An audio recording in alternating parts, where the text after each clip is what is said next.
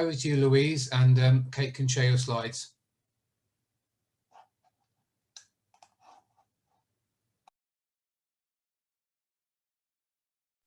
I am now.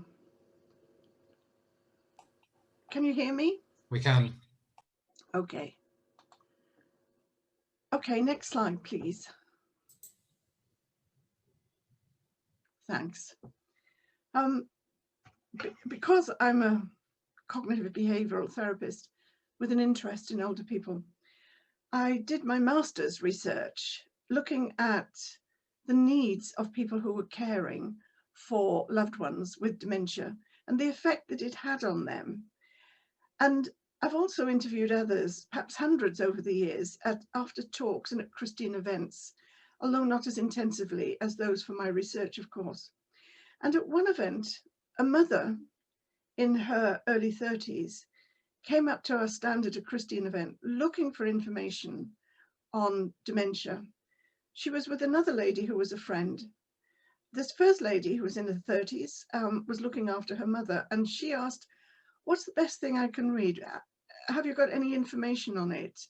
So we talked about that, and then I said to her, "Who's looking after you?" And she burst into tears, and her friend put her arm around her and said, "I am." Dementia caregivers experience a whole range of emotions. During the clinical research, I found some really compassionate clinical studies, and somebody called Marwitt emerges a great deal. Marwitt and Moise often write together, and he said that caring for a person with dementia is different to other types of caregiving. It's one of the most difficult situations encountered by caregivers and the most stressful of all types of family caregiving. Next slide, please.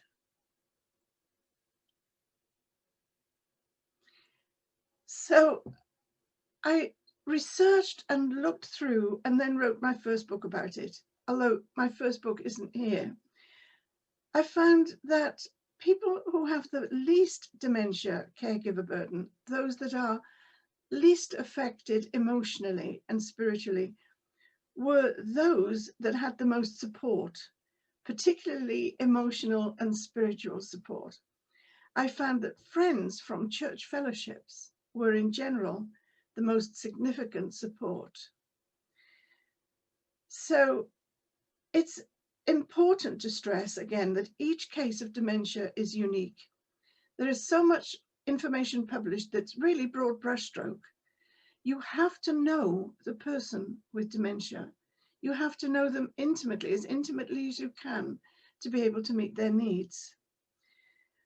And caregiving has evolved a bit. And this evolution began as an outburst, really, all over the internet. I was seeing a move from the reality orientation, bring people back to the here and now, which if they could be brought back, they would be back already, if you think about it. And Oliver James really broke the mold when he printed this book, published this book in 2008. It sold 2 million copies very, very quickly. And in it, he gave the principles for caring for a person with dementia. It's the most seminal book after Professor Tom Kitwood's Dementia Revisited or Reconsidered. I thoroughly recommend that. He puts in there the principles that you need, seeing the person, not being deflected by the way they seem to change, their behavior changes, the person remains. Keep your eye on the person and respond accordingly. I put that into Dementia, Frank and Linda's story, which is a true story, names changed, where I followed a couple where Frank developed dementia. They thought it was depression at first, but it turned out to be dementia. And I put into that book all the research that I'd found that showed the best way of doing it, the most helpful way of doing it, and the best support. I also wrote Pathways to Hope, and it's in there. And I've just recently updated, putting the pieces together, a dementia information pack, which is free. It's available from our website. I must say, Oliver James' book was based on his mother-in-law's experience.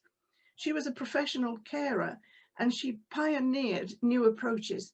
Now, there are other approaches coming out since that. You may have seen a television program called Butterfly House. They're a sort of reductionist view of what's in contented dementia. So next slide, please, Kate. So out of my research came the need for circles of support. And thank you, Kate. Kate has picked up my latest presentation, which I just sent up 5 minutes ago because I realized I'd left something out. So the letters are not sitting permanently in the boxes. But if you look at these circles of support, you'll see that mostly they're things that we already have in place. We have family, we have friends, and we have church. And probably most of our friends are those that we know in a church or in a spiritual context. But when you begin to move into dementia, or when dementia begins to move into your life, there are added circles of support.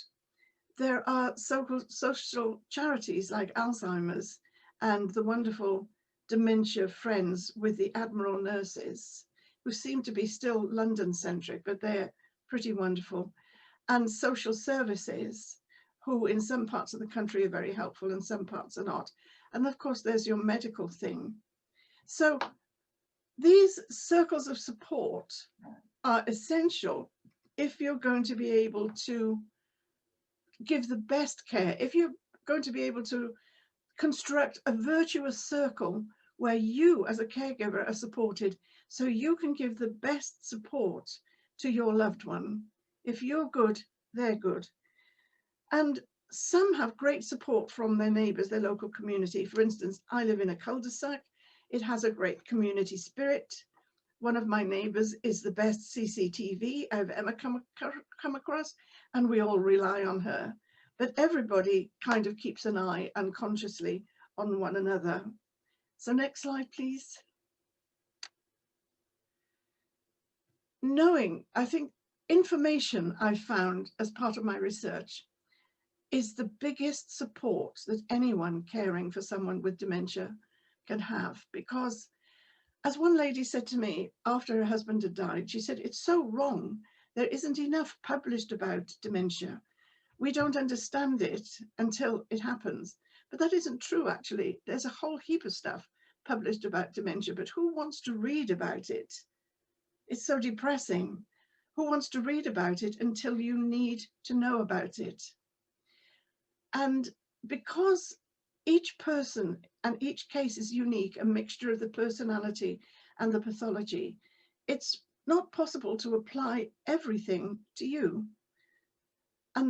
But basic facts help, knowing that there are over 100 causes. The main ones: Alzheimer's, cardiovascular, or a mixture of both, Lewy body Pick's disease, Korsakoff syndrome, and newly discovered late, which is limbic predominant age-related TDP-43 encephalopathy, which is why they call it late, which happens late in life, which was first described in 2019. Nobody, apart from vascular dementia and Korsakoff's, is really sure of the cause of it. Korsakoff's is caused by a thiamine deficiency, which is common in heavy drinkers. And I have a lovely story here of a daughter coming up to our stand at a conference and saying, "Would I speak to her father? He lives in South Africa, but he's over on a holiday, and he's been diagnosed with early dementia." So I said, "I'm not a diagnostician, but I will talk to him. And I always think I will talk to him about Jesus, because everybody needs Jesus. Everybody needs spiritual support." She brought him that evening, and I sat and chatted to him and his wife. And indeed, he was a very heavy drinker, and he knew it. And I was able to say to him that, I know the things that he needs to know about it. Do not stop heavy drinking suddenly. It can kill you. Do it with your doctor's support and other things that help to put off the progress. And then I was able to talk to him about God. And I said that there's a meeting this evening. It's the main meeting. Why don't you come to it? We all go to it. and your daughter would love you to come. And he did. And she told me later that he'd given his heart to Jesus and he'd become a Christian.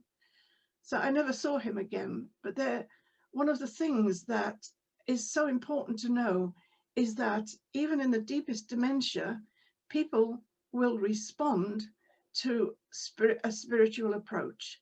I'll come to that later, but I have so many stories about that. If I don't tell you, Carl, remind me. It's very important that people know this. A part of the information is understanding what's happening to the person with dementia and being able to respond appropriately and knowing that the person remains. Dr. Graham Stokes has written this small book, And Still the Music Plays.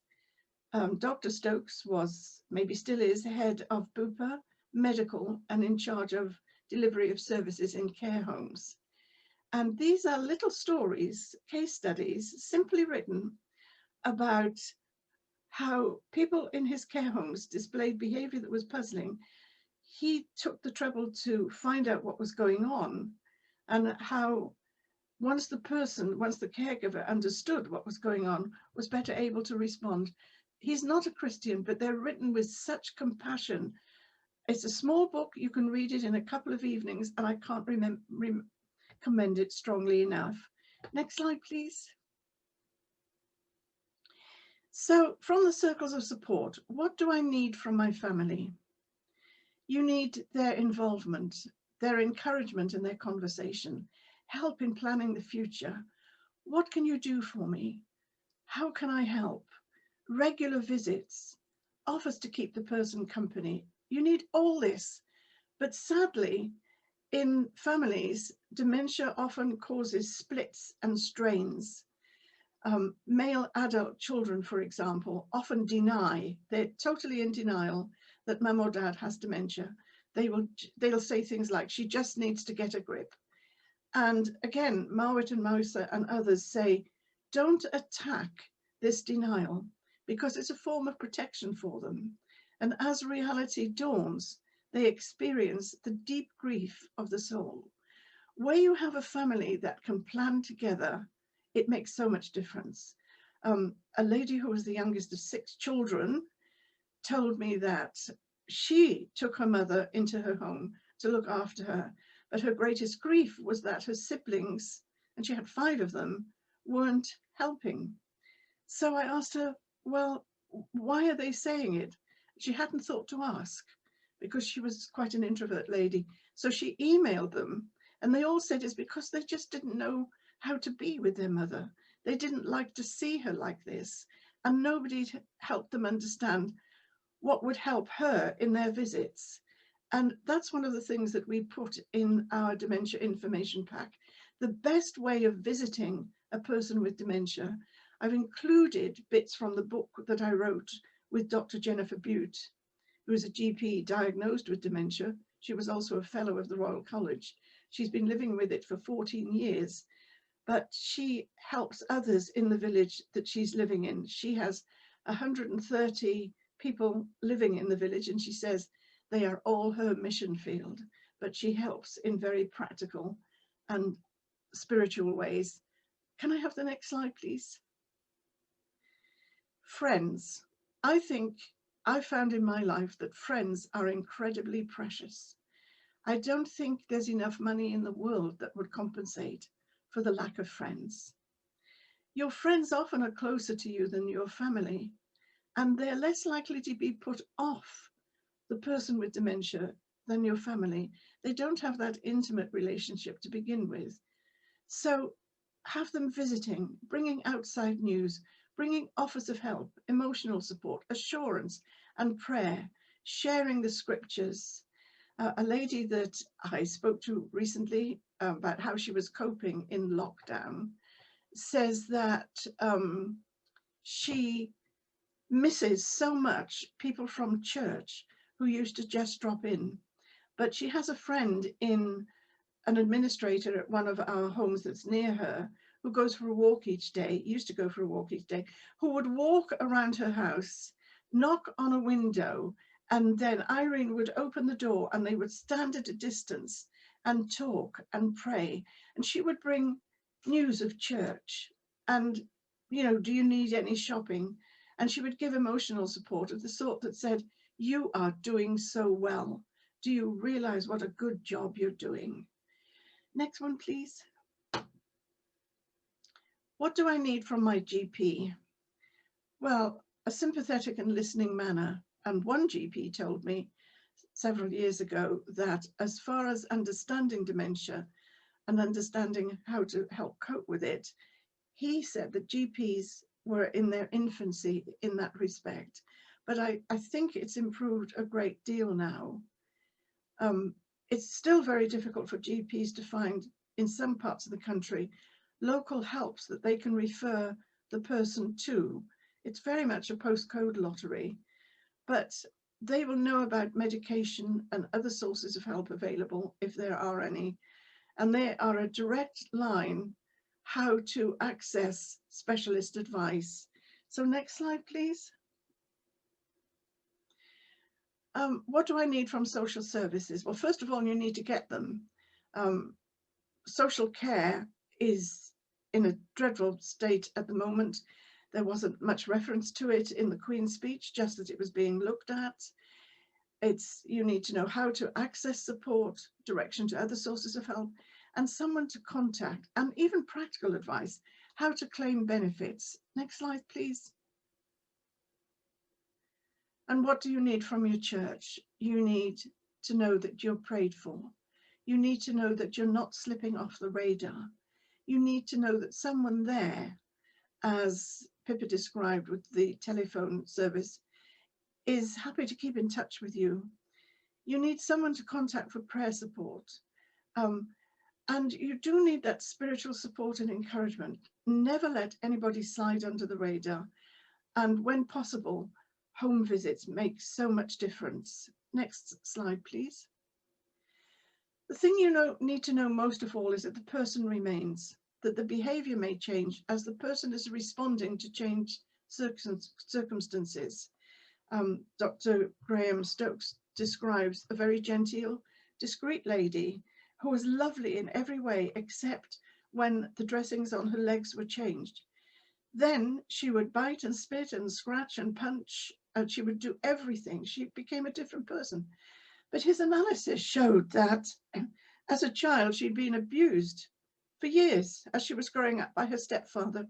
It always took place in her bedroom. So they made a pseudo medical room for her that looked very medical, very wide, with trolleys, etc. And they found if they took her there and cued her in to the medical evidence, that she was totally and altogether different person. People respond exactly as they would to any circumstance. So this book by Dr. Butte that I wrote for her is available from our website. It's available from Amazon. But if you buy bulk from Pilgrim's Friend, I suppose every little helps really. And our website is also very good to look at. So the next slide, please.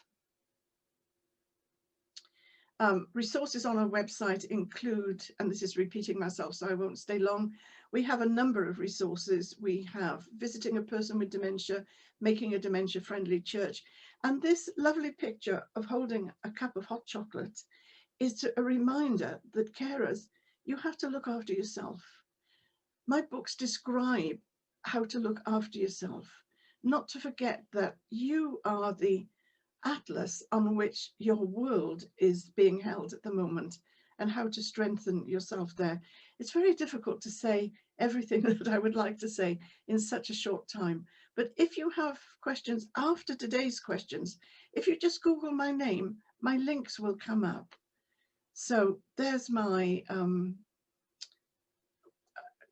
I read it? Email address, Pilgrim's Friend address, and that's my blog.